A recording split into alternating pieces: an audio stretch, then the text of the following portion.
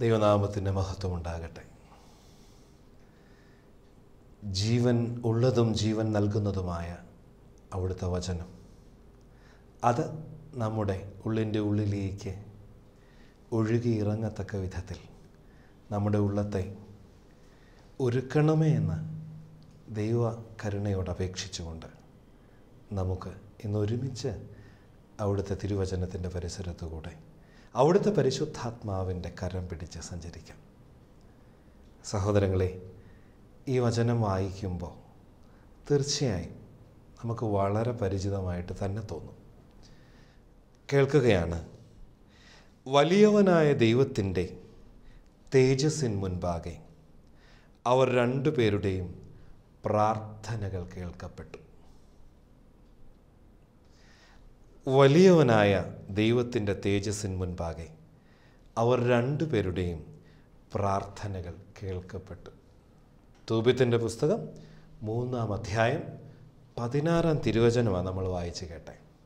വലിയവനായ ദൈവത്തിൻ്റെ തേജസ്സിൻ മുൻപാകെ അവർ രണ്ടുപേരുടെയും പ്രാർത്ഥനകൾ കേൾക്കപ്പെട്ടു.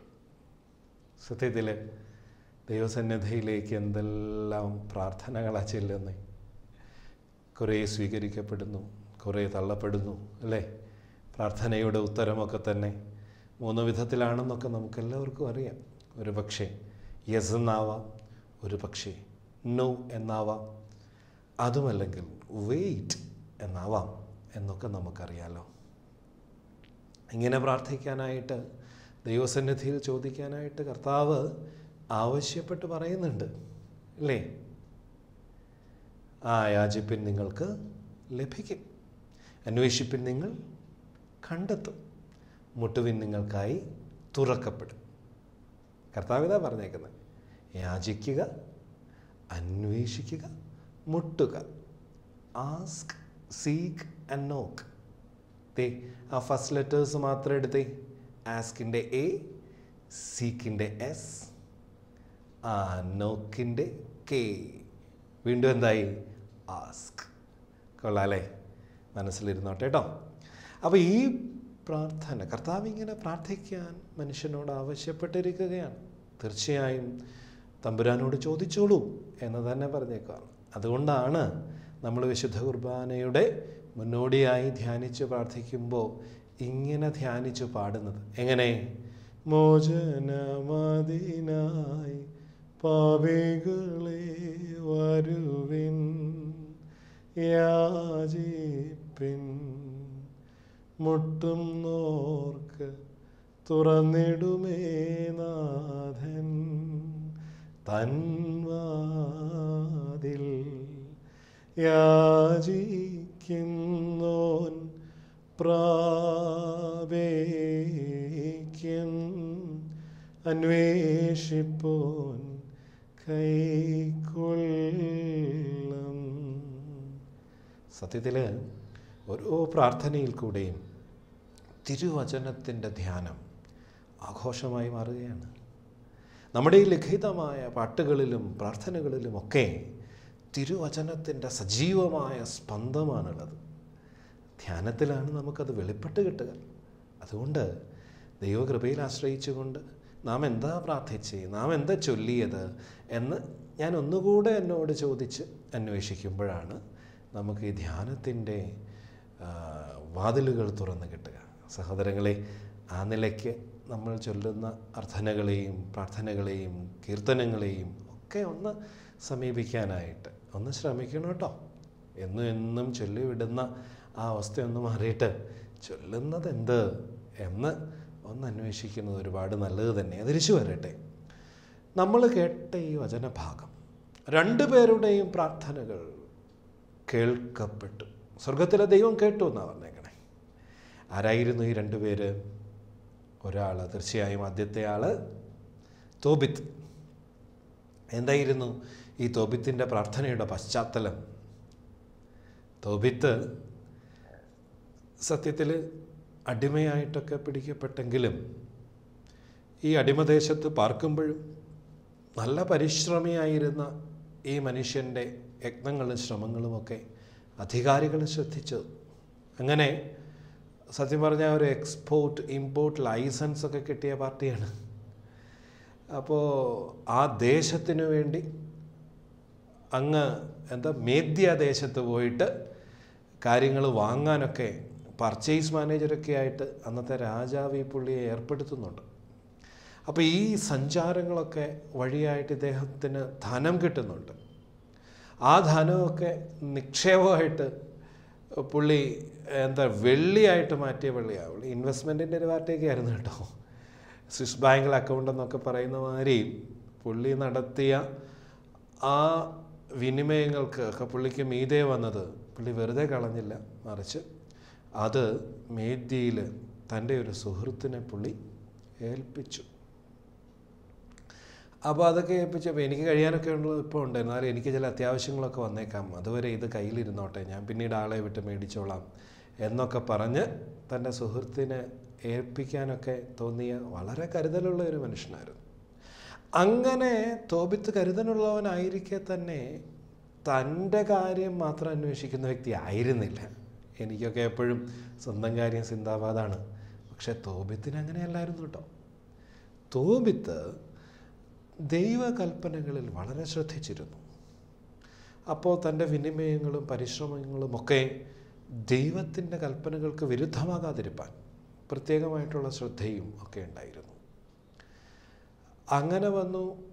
അതുവരെയുള്ള രാജാവ് മരിച്ചപ്പോൾ അടുത്തയാളായി. പക്ഷെ അടുത്തയാൾ വന്നപ്പോൾ കാര്യങ്ങൾ ഇച്ചിരി മാറി. അടുത്തയാൾ വന്നപ്പോഴത്തേക്കിന് കാര്യങ്ങൾ മാറിയെന്ന് പറഞ്ഞാൽ പുള്ളിക്കൊക്കെ ഒളിവിൽ പോകേണ്ടി വന്നു. അങ്ങനെ ഒളിവിലായി പോയതിൻ്റെ കാരണം എന്നാന്ന് പറയാമോ? പുള്ളിയുടെ ഒരു നന്മയാണ്. എന്തായിരുന്നു നന്മ? താൻ അടിമയായി പാർക്കുന്ന ദേശത്തും തൻ്റെ സ്വന്തം വംശത്തിലുള്ളവർ എന്ന് പറയുമ്പോൾ അതിനേക്കാൾ ഉപരിയായിട്ട് ദൈവത്തിൻ്റെ ജനങ്ങൾ, ദൈവത്തിൻ്റെ ജനമായ ഇസ്രായേലിൽ ഒരുവൻ അവൻ കൊല്ലപ്പെട്ടു എന്ന് വിചാരിക്കുക. അവൻ്റെ ശവശരീരം അനാഥമായി കിടക്കാനായിട്ട് ഒരിക്കലും ഈ തോബിത്ത് സമ്മതിച്ചിരുന്നില്ല. തോബിത്ത് പോകും, പ്രാർത്ഥനകൾ നടത്തി യഥായോഗ്യം സംസ്കാരം ചെയ്യും. അപ്പോൾ വല്ലാത്ത പ്രതിസന്ധികളൊക്കെ വരുന്ന സമയത്തും ഈ ഒരു നിഷ്ഠ പുള്ളി വിട്ടുമാറിയിരുന്നില്ല. പുള്ളി ദശാംശം കൊടുക്കും, ഇതൊക്കെ ചെയ്യും. പുള്ളിയുടെ ആ ജീവിതം പ്രശ്നമായി മാറിയത് പിന്നീട് വന്ന അധികാരിക്ക് ഈ അടിമവർഗത്തോട് വല്ലാത്ത ദേഷ്യമുണ്ടായിരുന്നു. അതുകൊണ്ട് തന്നെ പുള്ളി ഈ അടിമകളെയൊക്കെ കൊന്നിട്ട് തൻ്റെ കരുത്തിങ്ങനെ കാണിക്കുക രാജാവ്. പണിഷ്മെൻ്റാണ്. അപ്പോൾ അത് കാണുന്നവൻ പിന്നെ ഒരിക്കലും തൻ്റെ നേരെ വരില്ല എന്നുള്ളൊരു ചിന്തയൊക്കെയുള്ള ഭരണാധികാരിയായിരുന്നു.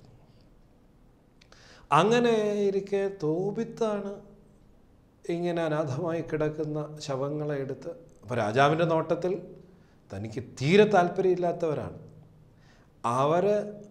അവരുടെ ശവശരീരം മൃഗങ്ങൾക്കിരയാക്കുകയോ പക്ഷികൾ തിന്നുപോവുകയോ ഒക്കെ ചെയ്യണമെന്ന് ആഗ്രഹിക്കുന്ന രാജാവിൻ്റെ മുൻപിൽ വളരെ അടക്കമായിട്ട് തോബിത്ത് ആരാരും അറിയാതെ ഇത് സംസ്കരിച്ചു എന്നറിയുമ്പോൾ തോബിത്തിനെതിരെ ഭരണകൂടം തിരിയുകയാണ്. അങ്ങനെയാണ് ഒളിവിൽ പോകേണ്ടതായിട്ടൊക്കെ വരുന്നത്. അപ്പോൾ ഒരു നന്മയുടെ പേരിലാണ് പുള്ളി കേട്ടോ ഒളിവിൽ പോകുന്നത്.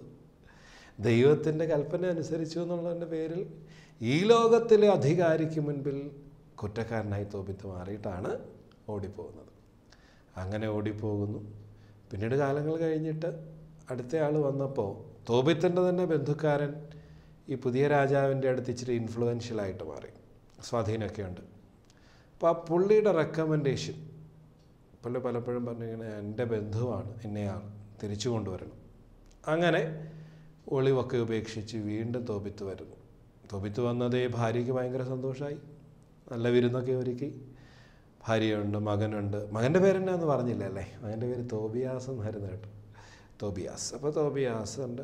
അപ്പോൾ ഇവരൊക്കെ ഒരുമിച്ച് ഭക്ഷണം കഴിക്കാനായിട്ട് ഇരിക്കാൻ തുടങ്ങുക. ഭാര്യയ്ക്ക് ഭയങ്കര സന്തോഷമാണ്. വലിയ വിരുന്നുണ്ടാക്കിയാൽ എത്രയോ നാളുകൾ കൂടി വീണ്ടും തിരിച്ചു വന്നേക്കുവാ തൻ്റെ പ്രിയതമൻ. അപ്പോൾ വന്ന് ഭക്ഷണത്തിനിരിക്കുമ്പോഴത്തേക്കിന് മകൻ തോബിയാസ് പറഞ്ഞു, എൻ്റെ അപ്പ ഇങ്ങോട്ട് വരുന്ന വഴിക്ക് കണ്ടു, അവിടെ ഇന്നിടത്ത് നമ്മളിൽപ്പെട്ട ഒരു വ്യക്തിയുടെ മൃതശരീരം അനാഥമായിട്ട് കിടക്കുന്നുണ്ട്. ഇത് കേട്ടപ്പോഴേ തോബിത്ത് എന്ത് ചെയ്തു എന്നറിയുമോ? ഉടനെ എഴുന്നേറ്റു. ഭക്ഷണം കഴിക്കാനായിട്ടിരുന്നില്ല, ഒട്ടനെ എഴുന്നേറ്റു. ഇത് കണ്ടപ്പോൾ ഭാര്യയ്ക്ക് ഇഷ്ടപ്പെടുമോ? നമ്മുടെ വീട്ടിലൊക്കെ ശ്രദ്ധിച്ചിട്ടില്ലേ?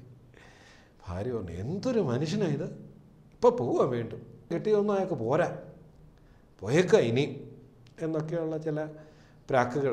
സ്നേഹം കൊണ്ടാട്ടോ, വല്ലാത്ത വിഷമം വരുന്നുണ്ട്.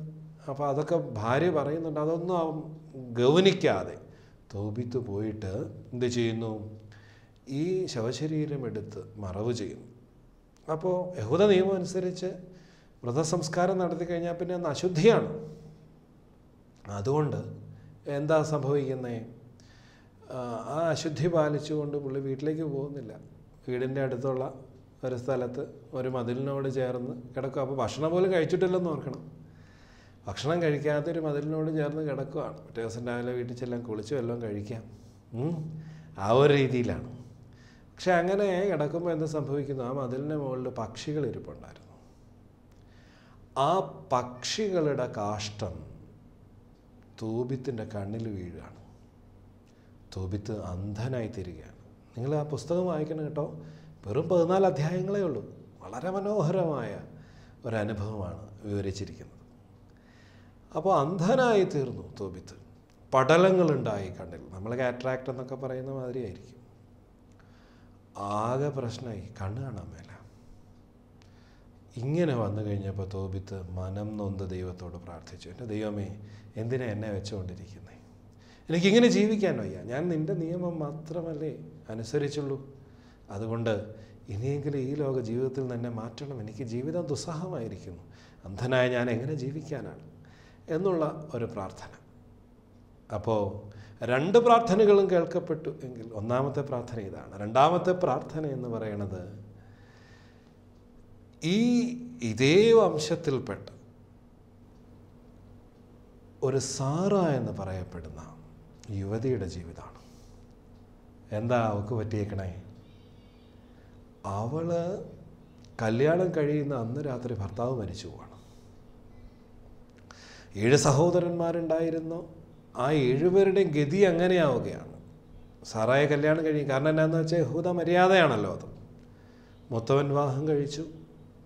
മൂത്തവൻ മരിച്ചെങ്കിൽ ഈ യുവതിയുടെ ജീവൻ്റെ പരിരക്ഷ നടത്താനായിട്ട് ഉള്ള നല്ല ക്രമീകരണവും നിയമമായിരുന്നു സഹോദരൻ രണ്ടാമത്തെ ആൾ കല്യാണം കഴിക്കും വീണ്ടും ഇതേ സ്ത്രീയെ. മൂന്നാമത്തെ ആൾ അങ്ങനെ, രണ്ടാമത്തെ ആൾ മരിക്കുന്നു, മൂന്നാമത്തെ ആളായി, അങ്ങനെ അങ്ങനെ അങ്ങനെ വന്നിട്ട് ഈ പറഞ്ഞ യുവതിക്ക് വലിയ പേരുദോഷമായി. എന്താ പ്രശ്നം? ഇവളെ കല്യാണം കഴിച്ചാൽ അന്ന് രാത്രി മരിക്കും. സത്യത്തിൽ ആ പാവപ്പെട്ട അപ്പൻ, ആ സ്ത്രീയുടെ അപ്പൻ, കല്യാണത്തിന് പന്തൽ മാത്രം ഇട്ടാൽ പോരാ, ഇച്ചിരി മാറ്റിയൊരു കുഴിയും കൂടെ കുത്തിയിടണം. കാരണം രാവിലെ എഴുന്നേൽക്കുമ്പം മണവാളൻ മരിച്ചു കിടക്കും. വല്ലാത്ത അവസ്ഥയാണ്. അതിതീഷ്ണമായ ദുഃഖാനുഭവത്തിൽ നിന്ന് സാറ എന്ന് പറയുന്ന യുവതി ദൈവതിരുസന്നിധിയിൽ മനം നൊന്ത് പ്രാർത്ഥിക്കുകയാണ്. എന്തിനാണ് എന്നെ ഇങ്ങനെ ഈ ലോകത്തിൽ ശേഷിപ്പിച്ചിരിക്കുന്നത്? എന്തുമാത്രം നിന്ന ഞാൻ സഹിക്കുന്നു. എൻ്റെ ചുറ്റുപാടുമുള്ളവർ എന്തുമാത്രം എന്നെ നിന്ദിക്കുന്നു, അപമാനിക്കുന്നു. അവരുടെയൊക്കെ കണ്ണുകളിലേക്ക് എനിക്കിപ്പോൾ നോക്കാൻ കൂടെ വയ്യ. എനിക്ക് പലപ്പോഴും തോന്നിയിട്ടുണ്ട്, ദൈവമേ, ജീവിതം ഒടുക്കിക്കളയാമെന്ന്. പക്ഷേ എൻ്റെ അപ്പൻ എന്ത് സാധുവാണ്. കണ്ടോ, ഈ സൂയിസൈഡൽ അറ്റംപ്റ്റ് എന്നൊക്കെ പറയുന്ന കാര്യങ്ങളിലുള്ള ഏറ്റവും വലിയ പ്രശ്നം എനിക്ക് തോന്നുന്നത് അത് പിശാചിൻ്റെതെന്ന് ചിന്തിക്കാനുള്ള കാരണം എന്താണെന്നറിയോ? സ്വാർത്ഥതയാണ്. വേറെ ആരെയും പറ്റി ചിന്തിക്കണില്ല. അവനവന് ജീവിതം സഹിക്കാൻ വയ്യാതെ വരുമ്പോൾ സ്വയം അങ്ങ് ഒടുക്കിക്കളയുക അല്ലേ? അപ്പോൾ ഈ സ്ത്രീ ചിന്തിക്കുകയാണ്, എൻ്റെ അപ്പനത് വീണ്ടും ദുഃഖാവും, അതുകൊണ്ട് മാത്രമാണ്. പക്ഷെ ഞാൻ മടുത്തു ദൈവമേ എന്ന് പ്രാർത്ഥിച്ച സാറായുടെ പ്രാർത്ഥന ശരിക്കും പറഞ്ഞാൽ അന്നത്തെ അവരുടെ വിശ്വാസം അനുസരിച്ച് ഒരു ദുരാത്മാവിൻ്റെ ബാധയാണെന്നാണ്. ആ ദുരാത്മാവ് അതിശക്തമായിട്ട് ഈ സ്ത്രീയുടെ ജീവിതത്തിൽ ഇടപെടുകയാണ്. അതുകൊണ്ട് ആദ്യ രാത്രിയിൽ തന്നെ ജീവിത പങ്കാളി കൊല്ലപ്പെടുകയാണ്. അപ്പോൾ ഈ സ്ത്രീയെപ്പറ്റി ഇവൾ എന്തൊരു സാധനം എന്നുള്ള നിലയ്ക്ക് നമ്മുടെയൊക്കെ നാട്ടുഭാഷ പറഞ്ഞാൽ നമ്മൾ പറയും, ഇവളെന്തൊരു നാടകയാണ് എന്നൊക്കെയുള്ള ചില വിളികളുണ്ട് നമ്മുടെ ഭാഷയിൽ. അപ്പോൾ അങ്ങനത്തെ ഒരു നിന്ദയും അപഹാസവും പരിഹാസവും കേട്ടുകൊണ്ട് ഉള്ളിൻ്റെ ഉള്ളിൽ നീറുന്ന സാറായുടെ ദൈവസന്നിധിയിലെ പ്രാർത്ഥനയാണ് രണ്ടാമത്തെ പ്രാർത്ഥന. ഒരിക്കൽ കൂടെ തിരുവചനത്തിലേക്ക് തിരിച്ചു വരാം. 3-ാം അധ്യായം 16-ാം വാക്യം. തുബിത്ത്, വലിയവനായ ദൈവത്തിൻ്റെ തേജസ്സിന് മുൻപാകെ അവർ രണ്ടുപേരുടെയും പ്രാർത്ഥനകൾ കേൾക്കപ്പെട്ടു. തുടർന്ന് സംഭവിക്കുന്നത് ഞാൻ ചുരുക്കി പറയുകയാണ്. നിങ്ങൾ പുസ്തകം വായിക്കണം. അപ്പോക്രീഫ എന്ന് വിളിക്കപ്പെടുന്ന ഇതര കാനോനിക ഗ്രന്ഥങ്ങളിൽപ്പെട്ട പുസ്തകമല്ലേ തൂബിത്ത്. ഒന്ന് വായിക്കണം. നിങ്ങൾ വായിച്ചിട്ടുണ്ടെന്ന് എനിക്കറിയാം. പക്ഷേ ആ കുഞ്ഞു മക്കളെ അതൊന്ന് എടുത്ത് വായിച്ച് കേൾപ്പിക്കണം. അതിനായിട്ടാണ് അച്ഛനിത് ആവർത്തിച്ച് സൂചിപ്പിക്കുന്നത്. അപ്പോൾ ഇവിടെ ഉടനെ തുടർന്ന് സംഭവിക്കുന്നത് തോബിത്ത് മകനായ തോബിയാസിനോട് പറയുകയാണ്, മോനെ, നമ്മുടെ അവസ്ഥകൾ വളരെ കഷ്ടത്തിലാണല്ലോ. ഞാൻ കുറേ വെള്ളി ഇന്ന ഇടത്ത് ഇന്ന ആളുടെ കയ്യിൽ കൊടുത്തിട്ടുണ്ട്. പക്ഷേ നിനക്ക് അങ്ങോട്ട് പോകാൻ അറിയില്ലല്ലോ. എനിക്ക് ഈ ലൈസൻസൊക്കെ ഉണ്ടായിരുന്നു, എക്സ്പോർട്ട് ലൈസൻസ്. അതിനു വേണ്ടിയിട്ടൊക്കെ യാത്രക്കിടയിലാണ് നമ്മൾ ചെയ്തുകൊണ്ടിരുന്നത്. അപ്പോൾ എങ്കിലും എനിക്കിപ്പോൾ കണ്ണ് വയ്യ, എനിക്ക് പോകാൻ വയ്യ. അതുകൊണ്ട് നീ ഒരു കാര്യം ചെയ്യണം. നീ ഒന്ന് പ്രാർത്ഥിച്ച് പരിശ്രമിക്കുമ്പം ദൈവം നിനക്കൊരാളെ കൂട്ടിനായിട്ട് തരും. നിൻ്റെ കൂട്ടുകാർക്ക് ആർക്കെങ്കിലും അറിയാമെന്ന് ചോദിക്കും ആ ദേശത്ത് പോയാൽ തീർച്ചയായിട്ടും അവിടെ ചെന്ന് ഞാൻ പറയുന്ന വ്യക്തിയെ കണ്ട്, ഗബായേൽ എന്ന് പറയുന്ന മനുഷ്യനെ കണ്ടിട്ട് അവൻ ഒന്ന് ചോദിച്ചാൽ മതി. തോബിത്ത് പറഞ്ഞയച്ചിട്ട് മകൻ വരികയാണെന്ന് പറഞ്ഞാൽ തീർച്ചയായിട്ടും ആ നിക്ഷേപം തിരിച്ചു തരും. അപ്പോൾ ആ വെള്ളി കിട്ടിക്കഴിഞ്ഞാൽ നമ്മുടെ ഇപ്പോഴത്തെ അരിഷ്ടതയൊക്കെ ഒന്ന് മാറും. അങ്ങനെ എന്ത് സംഭവിക്കുന്നു? തോബിയാസ് അന്വേഷിച്ച് വന്നപ്പോൾ ഒരാളെ കണ്ടെത്തും. അയാൾ വേറൊക്കെ പറയുന്നുണ്ട്. ഞാൻ ആ വിശദാംശങ്ങളിലേക്ക് പോയാൽ ഇനിയും സമയം പോകുന്നതുകൊണ്ട് ഇച്ചിരി പെട്ടെന്ന് പറയട്ടെ. ആളെ കിട്ടി, ആൾ പരിചയപ്പെടുത്തി, പേര് പറഞ്ഞു. എനിക്കിന്ന ദേശം അറിയാം, ഇന്ന ആളുടെ വീടും അറിയാം എന്ന് കേട്ടപ്പോഴേ തോബിയാസിന് സന്തോഷമായി. തോബിയാസ് തനിക്ക് കിട്ടിയ സഹയാത്രികനെ കൂട്ടി വീട്ടിലെത്തി. അപ്പനോട് പറഞ്ഞു, അപ്പാ നീ പറഞ്ഞ പോലെ അന്വേഷിച്ച് ആളെ കിട്ടി, ഞങ്ങൾ ഒരുമിച്ച് പോവാണ്.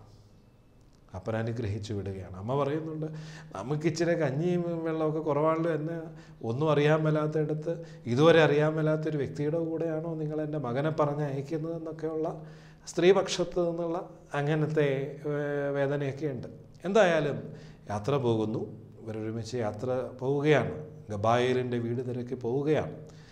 ആ യാത്രക്കിടയിൽ ഒന്ന് കുളിക്കാനായിട്ട് ഒരു കടവിറങ്ങാൻ ഈ തോബിയാസ് ആഗ്രഹിച്ചു. ഉടനെ സഹയാത്രികനായ മനുഷ്യൻ പറഞ്ഞു, പിന്നെ എന്നാ, ആയിക്കോട്ടെ കുളിക്ക്. ഈ തോബിയാസ് കുളിക്കാൻ ഇറങ്ങിയപ്പോൾ വലിയൊരു മത്സ്യം വന്നേക്കുക. തന്നെ വിഴുങ്ങാൻ ഭാവിച്ചു. തോബിയാസ് കിടന്ന് നിലവിളിച്ചു, അയ്യോ ഞാനിപ്പോൾ ചാകന്തേ, വലിയൊരു സാധനം വരുന്നുണ്ട്. ഒട്ടും പതറാതെ ഈ സഹയാത്രികനായ മനുഷ്യൻ പറയാണ്, നീ നേരെ നിൽക്കുക, എന്നിട്ട് ആ മത്സ്യത്തിൻ്റെ എവിടെയാണോ നിനക്ക് പിടിക്കാൻ കിട്ടുന്നത് ആ ഭാഗം പിടിച്ച് ഒന്ന് ചുഴറ്റി എറിയ. വലിയ മത്സ്യമാണ്. വളരെ ശ്രദ്ധിച്ച് നിന്ന് അതിൻ്റെ ആ വാൽഭാഗത്തിൻ്റെ ഒരു ഇടത്താണ് പിടികിട്ടിയത്. അവിടെ ഇങ്ങോട്ട് പിടിച്ച് മുറുക്കെ പിടിച്ച് ചുഴറ്റി അങ്ങോട്ട് എറിഞ്ഞു. സഹോദരങ്ങളെ, ഇവിടെ കൊച്ചു കുഞ്ഞുങ്ങളൊക്കെ മനസ്സിലാക്കേണ്ട ഒരു കാര്യമുണ്ട്. നമ്മളുടെ നേരെ എന്ത് പ്രശ്നങ്ങൾ വന്നാലും പിള്ളേർക്ക് ചിലപ്പോൾ പഠിക്കാൻ ബുദ്ധിമുട്ടായിരിക്കും. നമ്മൾ ഈ എങ്ങനെ പഠിക്കും എന്ന് പറഞ്ഞുകൊണ്ടിരിക്കേണ്ട, മറിച്ച് നമ്മളതിൻ്റെ ശ്രമം ആരംഭിക്കണം. ചിലതൊക്കെ മനസ്സിലാവും, ചിലതൊന്നും മനസ്സിലാവില്ല. ആ നിലയ്ക്കാണ് സത്യത്തിൽ ഇവിടെ സഹയാത്രികൻ നമ്മുടെ തോബിയാസിനോട് പറയണത്, നിനക്ക് എവിടെയാണ് പിടുത്തം കിട്ടുന്നത് അവിടെ മുറുക്കെ അങ്ങോട്ട് പിടിച്ചിട്ട് ചുഴറ്റി എറിഞ്ഞു. പതറി നിൽക്കാതെ ഇറങ്ങി പ്രവർത്തിക്കുന്നിടത്ത് പരിഹാരത്തിൻ്റെ പുതിയ വഴികൾ തെളിഞ്ഞു വരും, ഒരു സംശയമില്ല. നാം പിന്നീട് വീണ്ടും ശ്രദ്ധിക്കുമ്പോഴാണ് മനസ്സിലാകുന്നത്, ഇങ്ങനെ ഈ മത്സ്യത്തെ ചുഴറ്റി ഇങ്ങോട്ട് എറിഞ്ഞു കഴിഞ്ഞപ്പോൾ അത് കരയിൽ വീണ് കഴിഞ്ഞപ്പോൾ ഇവർ രണ്ടുപേരുടെ ആഘോഷമായിട്ട് അതിൻ്റെ ഈ മത്സ്യത്തിൻ്റെ മാംസം എടുത്ത് ഭക്ഷിക്കുകയാണ്. മത്സ്യത്തെ നന്നായിട്ട് ആസ്വദിച്ച് കഴിക്കുകയാണ്. അപ്പോൾ ഇതൊക്കെ കഴിച്ചൊക്കെ കഴിഞ്ഞപ്പോൾ പറഞ്ഞേക്കാൻ നന്നായി, നല്ലൊരു കുളി കഴിഞ്ഞിട്ട് അസലൊരു ഭക്ഷണം, വളരെ നന്നായി. പക്ഷേ ഇപ്പോഴത്തെ സഹയാത്രികൻ പറഞ്ഞു, ഒരു കാര്യം ചെയ്യും, ഇതിൻ്റെ ചങ്കും കരളും കയ്പയും നഷ്ടപ്പെടുത്തരുത്. ഇത് നമുക്ക് പൊതിഞ്ഞെടുക്കണം. നീ നിൻ്റെ മാറാപ്പിൽ ഇത് സൂക്ഷിക്കണം. തോബിയാസ് അങ്ങനെ തന്നെ ചെയ്യുകയാണ്. അത്രയ്ക്ക് ഇഷ്ടപ്പെട്ടു സഹയാത്രികനെ. കാരണം പുള്ളി പറഞ്ഞ പോലെ ചെയ്തപ്പോൾ വിഷയങ്ങളില്ലല്ലോ. അപ്പോൾ ജീവിതത്തിൽ നമ്മളെ മുൻപോട്ട് നയിക്കാൻ ദൈവം തിരഞ്ഞെടുത്തിരിക്കുന്ന ആളുകളെ നമ്മൾ തിരിച്ചറിയണം. നമുക്കൊന്ന് ഉപദേശം ചോദിക്കാൻ. നമ്മൾ പ്രശ്നങ്ങൾക്ക് മുമ്പ് പതറിപ്പോകുന്നത് എപ്പോഴാണെന്നറിയോ? We are not ready to share. നമ്മൾ പങ്കുവയ്ക്കാൻ തയ്യാറല്ല. മറിച്ച് നമ്മുടെ അഭ്യുദയം ആഗ്രഹിക്കുന്ന ചിലരെ ദൈവം വെളിപ്പെടുത്തി തരും. ആ വെളിപ്പെടുത്തലനുസരിച്ച് നമ്മൾ ചെന്നൊന്ന് പങ്കുവയ്ക്കുമ്പോൾ പരിഹാരത്തിൻ്റെ പുതിയ കവാടങ്ങൾ നമുക്ക് മുമ്പിൽ തുറക്കപ്പെടും. അതുകൊണ്ട് തളർന്നു പോകാതെ പരിശ്രമിക്കുക. എന്നെ ശ്രദ്ധിക്കുമ്പോൾ ഞാൻ വളരെ ചുരുക്കി പറയുകയാണ്, നിങ്ങളിത് വായിക്കണം. തോബിത്തിൻ്റെ പുസ്തകം വെറും 14 അധ്യായങ്ങൾ. ചങ്കും കരളും കൈപ്പയും എടുത്തു. ആ വഴിക്കാണ് അറിയുന്നത് ആരെപ്പറ്റി? സാറ എന്ന യുവതിയുടെ വേദനയെപ്പറ്റി. അവിടെ പോയി ഇടപെടുകയാണ്. ആരുടെ ആഹ്വാനം അനുസരിച്ച്? തൻ്റെ സഹയാത്രികൻ്റെ ആഹ്വാനം അനുസരിച്ച് വഴിക്ക് ലഭിച്ച ഒരു വിവരത്തെ പ്രതിയാണെങ്കിൽ പോലും പോയി അന്വേഷിച്ച് ഇടപെടുന്നു. അങ്ങനെ സാറായുടെ പുതിയ മണവാളനായിട്ട് തോബിയാസ് മാറുന്നു. അപ്പോൾ സഹയാത്രികനായ മനുഷ്യൻ പറഞ്ഞു, ഒരു കാര്യം ചെയ്യ്, ചങ്കും കരളും എടുത്ത് നിൻ്റെ ഭാര്യയുമൊത്ത് നീ കിടക്കുന്ന ആ മുറിയുടെ കട്ടിലിൻ്റെ അവിടെ അധൂപകലശമുണ്ട്. ചങ്കും കരളും അതിനകത്തിടണം ഈ മത്സ്യത്തിൻ്റെ. ആ ചങ്കും കരളും ഇട്ട് ധൂപിച്ച് പ്രാർത്ഥന നടത്തുന്ന തോബിയാസിനെ നമ്മൾ കാണുന്നുണ്ട്. ഭാര്യയുടെ കൈ കോർത്ത് പിടിച്ചു നിന്ന് ദൈവസന്നിധിയിൽ പ്രാർത്ഥിച്ച് കുടുംബം ആരംഭിക്കുകയാണ്. ദൈവമേ, എൻ്റെ കുടുംബജീവിതത്തിൽ എൻ്റെ ജീവിത പങ്കാളിയോട് ചേർന്ന് നിന്ന് കരം കോർത്ത് പിടിച്ച് ഒന്ന് പ്രാർത്ഥിക്കാൻ ഞാൻ പരിശ്രമിക്കുന്നുണ്ടോ? ഞാൻ എന്നോടൊന്ന് ചോദിക്കുന്നത് നല്ലതാണ്. വീണ്ടും ശ്രദ്ധിക്കുമ്പോൾ അവരുടെ പിറ്റേന്ന് പതിവ് പോലെ ഈ സാറായുടെ അപ്പൻ കുഴിയൊക്കെ കുത്തണോ വേണ്ടയോ എന്നുള്ള ചിന്തയിൽ ഇങ്ങനെ ഇരിക്കുമ്പോഴാണ് വളരെ നിറഞ്ഞ സന്തോഷത്തോടെ തൻ്റെ മകളും പുതിയ ഭർത്താവും വരികയാണ്. അപ്പോൾ ആ ദുഷ്ടപിശാചിനെ കീഴ്പ്പെടുത്തുന്നതിന് ചങ്കും കരളും ചേർന്ന ആ ധൂപത്തിനും ഉപരിയായിട്ട് ഇവരുടെ പ്രാർത്ഥന, ദൈവം പറഞ്ഞതനുസരിച്ചുള്ള നിവർത്തിച്ചിട്ടുള്ള കാര്യങ്ങൾ ഇവരെ സഹായിക്കുകയാണ്. വീണ്ടും ശ്രദ്ധിക്കുമ്പോൾ വിജയശ്രീലാളിതനായിട്ട് തോബിയാസ് ഗബായലിൻ്റെ അടുക്കെത്തി നിക്ഷേപവുമായിട്ട് മാത്രമല്ല വരുന്നത്, സാറായുടെ സ്വത്തിൻ്റെ നല്ല അവകാശം അതൊക്കെയായിട്ട് തിരിച്ചു വരുന്ന ഈ മകനെ കാണുന്നുണ്ട്. അങ്ങനെ തോബിത്തിൻ്റെ അടുത്ത് തിരിച്ചെത്തിക്കഴിഞ്ഞപ്പോൾ വീണ്ടും ഈ സഹയാത്രികൻ പറയുകയാണ്, നീ ഒരു കാര്യം ചെയ്തേ, നിൻ്റെ അപ്പനെ കെട്ടിപ്പിടിച്ചിട്ട് ഒരു കാര്യം ചെയ്യേണ്ടത്, നിൻ്റെ ആ മാറാപ്പിലില്ലേ നമ്മൾ പിടിച്ച ആ മത്സ്യത്തിൻ്റെ കയ്പ, അത് അഞ്ജനം പോലെ ആ കണ്ണുകളിൽ എഴുതൂ എന്ന് പറയുകയാണ്. അപ്പോൾ ഇതാ തൻ്റെ സഹയാത്രികൻ പറഞ്ഞത് കേട്ട് എഴുതി കഴിഞ്ഞപ്പോൾ എന്ത് സംഭവിക്കുന്നു? ഈ തോബിത്തിൻ്റെ അന്ധത മാറുകയാണ്. വീണ്ടും കാണാം എന്നുള്ള അവസ്ഥ. സഹോദരങ്ങളെ, പ്രതിസന്ധികളും പ്രശ്നങ്ങളും പ്രാർത്ഥനാപൂർവം ഇടപെടുന്നവരുടെ മുൻപിൽ പുതിയ പാഠങ്ങളെ നൽകുകയാണ്, പുതിയ ഉൾവെളിച്ചങ്ങളെ നൽകുകയാണ്, പുതിയ പരിഹാരങ്ങളെ നൽകുകയാണ്. നാം പ്രവർത്തിക്കുന്ന ഇടങ്ങളിൽ, കുടുംബം തുടങ്ങിയുള്ള ഇടങ്ങളിൽ ദൈവത്തിൻ്റെ പരിശുദ്ധാത്മാവ് നമ്മളെ വിളിക്കുന്നത് അനുഗ്രഹവും ഔഷധവുമായി മാറാനാണ്. പ്രതിസന്ധികളെപ്പറ്റി പരാതി പറഞ്ഞ് ആവലാതി പറഞ്ഞ് എല്ലാവരോടും പരിതപിച്ചു കൊണ്ടിരിക്കാനായിട്ടല്ല, മറിച്ച് ദൈവമാക്കിയിരിക്കുന്ന ഇടങ്ങളിൽ ദൈവത്തിൻ്റെ ഇഷ്ടത്തിന് പൂർണ്ണമായി വിധേയപ്പെട്ട്, ഈ സഹയാത്രികൻ ആരായിരുന്നു എന്ന് മറ്റാരുമല്ല, റഫായേൽ, ദൈവത്തിൻ്റെ മാലാഖ, ദൈവമയച്ചപ്പോൾ പ്രാർത്ഥന കേൾക്കുന്ന ദൈവം. നോക്കിക്കേ, തോബിത്തിൻ്റെ ജീവിതത്തിലേക്ക് പ്രാർത്ഥനയുടെ കൃപാവരത്തിൽ മാലാഖ അയക്കുകയാണ്. ദൈവം അയക്കുന്ന മനുഷ്യരായി തീരുവാൻ ദൈവം നമ്മൾക്കിടയാക്കി തീർക്കണം. ദൈവം അയച്ചിട്ടൊരു മനുഷ്യൻ വന്നു എന്ന് വചനം വെളിപ്പെടുത്തുന്നത് പോലെ നമ്മുടെ സ്വന്തം ജീവിതത്തിന് പുറത്തേക്ക്, അപരൻ്റെ പ്രശ്നത്തിൻ്റെയും പ്രതിസന്ധിയുടെയും ഇടത്തേക്ക് ദൈവം അയച്ച മനുഷ്യനായി തീരുവാൻ, അവിടെ ഔഷധവും അനുഗ്രഹവുമായിട്ട് മാറാൻ. അതെ, നമ്മുടെ പ്രതിസന്ധികൾ നമ്മളെ വിടുവിക്കുന്ന വിടുതലിൻ്റെ ആ വലിയ ആശ്വാസത്തിൻ്റെ അനുഭവത്തിലേക്ക് ഒരു വ്യക്തിയെങ്കിലും കൊണ്ടുവരുമ്പോഴാണ് ഞാൻ ക്രൈസ്തവനായിട്ട് മാറുക. ആ ആശ്വാസത്തിൻ്റെ സ്പർശം ഒരു വ്യക്തിയിലേക്കെങ്കിലും കൊടുക്കുമ്പോഴാണ് നമ്മൾ ഔഷധമായി മാറുന്നത്. സഹോദരങ്ങളെ, ദൈവം നമ്മളെ അതിനായിട്ട് വിളിച്ചിരിക്കുകയാണ്. അവിടുത്തെ കൃപയുടെ സന്നിധിയിൽ നമുക്ക് കൈകളെ കൊണ്ടാം. ദൈവം തന്നതല്ലാതൊന്നും ഇല്ല എൻ്റെ ജീവിതത്തിൽ, ദൈവത്തിൻ്റെ സ്നേഹം പോലെ മറ്റൊന്നില്ല പാരിടത്തിൽ. ഈ ബോധ്യത്തോടുകൂടെ ദൈവമേ, ഞാൻ ചേർന്നു വരുന്നു. ഔഷധവും അനുഗ്രഹവുമായി തീരുവാൻ അവിടുത്തെ ആത്മാവിൽ നയിക്കണമേ. ആമേൻ.